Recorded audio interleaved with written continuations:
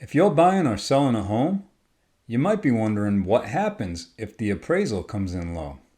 Well, that's what we're talking about today, and we're getting started right now.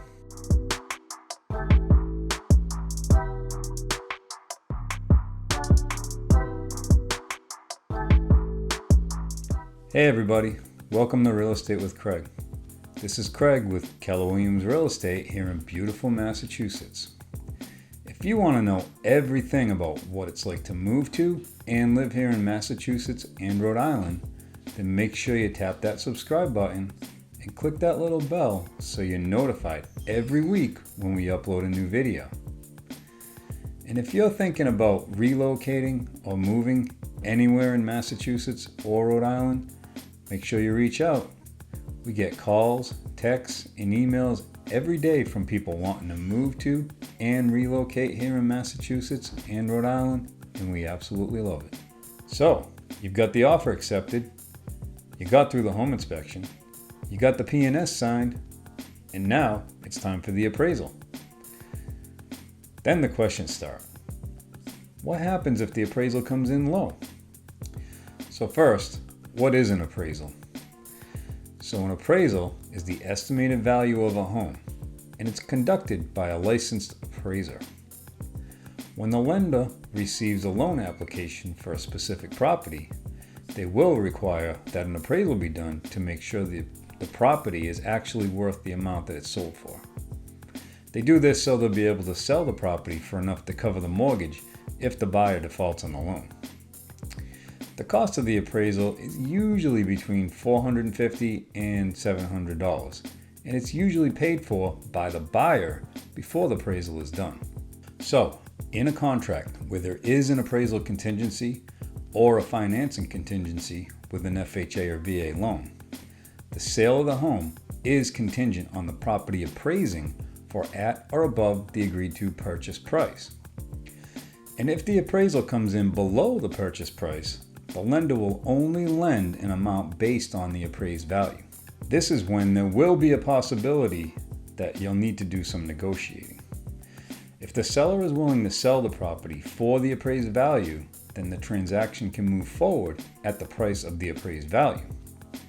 But if the seller is not willing to sell at the appraised value, then the buyer can offer to cover the entire difference if they're able, and the transaction will move forward at the original purchase price, with the buyer having to pay any additional amount at the closing.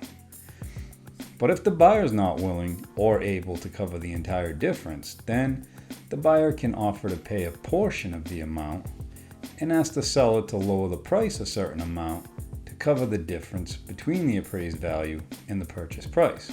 Or if the buyer is not willing or able to cover any of the difference and the seller will not budge on the purchase price, there is the option of the lender submitting a rebuttal letter to the appraiser. This rebuttal letter will be submitted by the buyer's loan officer with input from their realtor. If none of this works, then the buyer has the right to walk away from the transaction and have their earnest money deposit refunded. So what if the buyer has waived the appraisal contingency? If this is in the contract, then the buyer is obligated to purchase the property for the agreed to purchase price regardless of what the appraised value comes in at. In other words, if the appraisal comes in low, in this case, the buyer will have to come up with the difference in cash to cover the difference between the purchase price and the appraised value. If the buyer cannot come up with the difference and the seller will not negotiate, then the buyer will have to walk away from the deal, but in this case, the buyer will lose their earnest money deposit. And in a competitive market, the buyer may opt to keep the appraisal contingency, but offer to cover a certain amount if the appraisal comes in low. This can be a good option if the buyer has limited funds, but is wanting to strengthen their offer in a competitive market situation. So there you have it. Now remember, make sure you're working with a good realtor and mortgage professional, and they'll be able to help you understand the appraisal and the possible outcomes, specifically for your situation. If you have any questions about the appraisal or appraisal contingency, or anything else about buying or selling real estate, Make sure you call, text, email, or reach out on social media. All of our info is in the description. And we absolutely love hearing from you. And if this content was helpful to you, make sure you hit that like button and share this to anyone you think it might help. And be sure to hit that subscribe button and click the little bell so you get notified every time we upload a new video. Thanks so much, and we'll see you next time.